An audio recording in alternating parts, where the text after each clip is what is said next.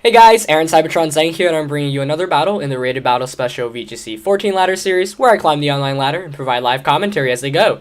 Anyway, before I get started with today's video, I just wanted to say a quick thank you. If you haven't realized already, I hit 10,000 subscribers just earlier this afternoon. It's really awesome. You guys have been the best fans and best subscribers in the world, and it really means the world to me, and I can't wait to see where else this channel goes. Definitely check out my 10,000 subscriber thank you / update video, including future video plans and a Q&A I plan on doing this Thursday. So ask me any questions you want on that channel. Now let's get started into today's battle. Anyway, since I haven't been able to provide a live commentated video for a while, or a couple of days, since yesterday's video was not live commentated, I'm excited to get back onto the grind. Today's team: Amoonguss, Azumarill Salamence, Aegis Slash, Rotom Heat, and Kangaskhan. I'm going to find an opponent, base 1771, so really high rating from Australia. So let's get right into it. Base's team is going to be Bisharp, Gardevoir, Garchomp, Kangaskhan, Rotom Heat, and Salamence. So it looks very familiar to that team that won in Japan a while back. Exact same 6 Pokemon, one that I actually tried out just a while ago. So it should be a really interesting matchup. We both have Rotom Heat and Kangaskhan, and I really hate Kangaskhan mirrors. I was actually about to say before this video started, I would love to try out some new Pokemon, but I haven't found the time to breed any recently. So if you have any Pokemon you'd like to see featured in these series, and, you know, for example, you just bred it and it's level 1, but it has good IVs, you know, please let me know. I'd be happy to trade for something. I have a couple of spare 5V Pokemon, or if you're kind enough to donate, it'd be really awesome. Hit me up in my inbox, and I'll try to get more cool Pokemon featured in this match, and in this series in general. Anyway, going into this matchup, I really already dislike it because we've both got Kangaskhan, Rotom Heat, and Salamence. Amoonguss not going to really want to deal with his Rotom Heat or his Gardevoir, so it's scary, and I don't want to bring Salamence because he's got the Bisharp. Aegis Slash looks like he could be very promising in this matchup, but he does have a lot of super effective moves to hit me with. Azumarill definitely scares away that Salamence and Garchomp, but then suffers against the Kangaskhan, the Rotom Heat. Even Bisharp's got that Life Orb or Choice Band, not sure what item my opponent's running, but he's got that Iron Head. So I definitely don't want to lead with Salamence. I like the Azumarill Kangaskhan lead, so I'm going to go with those two. And I definitely want Aegis Slash, and I think Amoonguss as my last one. But I also want Rotom Heat. Ooh. Alright, let's go Amoonguss. Maybe I can do something with the redirecting attacks away. One thing that I've been having trouble somewhat this season is figuring out what Pokemon to bring in the right amount of time. Team preview is an essential part of VGC, as I say in every video. If you don't bring the right Pokemon, you can often find yourself in a very tricky situation right from the start. And there have been times where people actually just lose games right from the start based off how terrible their lead matchup is. My opponent's going to go with Kangaskhan and Rotom Heat, as I go with Kangaskhan and Azumarill.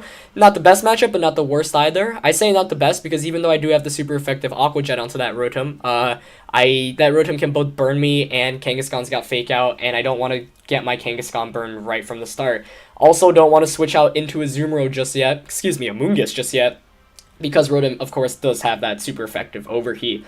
Obviously gonna Mega Evolve, but the question is who to Fake Out. If we're both Jolly Kangaskhan, and he, say, wins the speed tie, and he fakes out my Azumarill, and I fake out his Kangaskhan, I'm gonna be in some trouble. So I'm just gonna go for the Kangaskhan, Fake Out onto his Rotom, and I actually kind of want to switch into Amoonguss.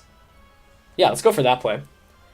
That way I can redirect attacks away and hopefully just KO this Rotom Heat with the return. If I do get my Fake Out first, I should be in a good position, granted, seeing what he does with that Kangaskhan. Though, a smarter play from his part would actually be to not Fake Out with Kangaskhan, but instead just say Power Up Punch to get an instant +2. That would help him greatly, but let's see. So I'm going to Mega Evolve first, as he's going to Mega Evolve as well, but obviously, unfortunately, doesn't indicate anything. We could very well be speed tying here, so I'm not sure whether I'm faster yet or not, but we'll see as I get the Fake Out off. So I do get the Fake Out first, that's good, but we'll see whether Kangaskhan did choose to go for the Fake Out, or whether it went just for the Power Up Punch play right away. But Kangaskhan did go for the Fake Out. Let's see who he targeted. Into the Amoonguss, so perfect. That turn couldn't have played out really any better, as I not only get that Rocky Helmet damage off, but I get my Fake Out first. Fortunately, it wouldn't have mattered whether I got the Fake Out off first or not, but great turn there, as Rotom Heat actually reveals the Leftovers. Interesting item. We often see Citrus Berry on Rotom Heat, but Leftovers is used on this, so this indicates to me that the Gardevoir is actually carrying a Citrus Berry if my opponent did choose to bring Gardevoir. If he didn't, then that's fine, but good to know, as the Gardevoir on the original Japanese team, I believe, was actually Choice Spexed, so always good information. Here, I'm in a very good position, especially because his Kangaskhan's actually faster than his Rotom Heat. So, for example, Kangaskhan, if he chooses to return, probably won't be able to take out that Amoonguss, then any attack Rotom Heat goes for will be redirected right into my Amoonguss. I'm going to go for the Power Up Punch here onto Kangaskhan and a Rage Powder. I anticipate the Rotom Heat switching here, or protecting, and perfect. Everything is playing out the way I wanted to the first couple of turns. So this Rage Powder is not only going to redirect his Power-Up Punch or his return onto my Amoonguss, but is also going to make him take more damage. And combined with this Power-Up Punch damage from that I'm doing, it might actually just KO this Kangaskhan, though it's going to be close. Yeah, that looks like it should be enough to do 1/3, but let's see. Also curious to see whether Kangaskhan going for the Double Edge. We often see return over Double Edge, but Double Edge does do more damage. As you see here, most likely going to take out my Amoonguss, actually. As it does get 2 hits, and the recoil damage comes after the Rocky Helmet damage. So he's going to be able to safely take out my Amoonguss, but I am perfectly content with that turn, because my Kangaskhan comes out with a +2. So I knock out his Mega Kangaskhan while mine is sitting at a +2 boost. So, feeling really good about my position. Now I know he's got the Double Dragon in the back, the Gardevoir, or the Bisharp. So there are 4 Pokemon he could bring in, and out of those 4, I have a good matchup against all of them. I'd say most with the Azumarill. I think that gives me the best matchup, especially because Azumarill does threaten the Aqua Jet onto this Rotom. He is going to bring out Garchomp. I'm really happy to see that because I do have the super effective Play Rough there, and this Rotom Heat is most likely going to want to just either get KO'd or take the switch out here, and that's going to allow me to just pick up a KO here with return as I can Play Rough the Garchomp. So, first 2 turns playing out absolutely perfect for me. Really pleased with how it went. The Amoonguss switch-in turned out to be a good play as I got in Amoonguss safely.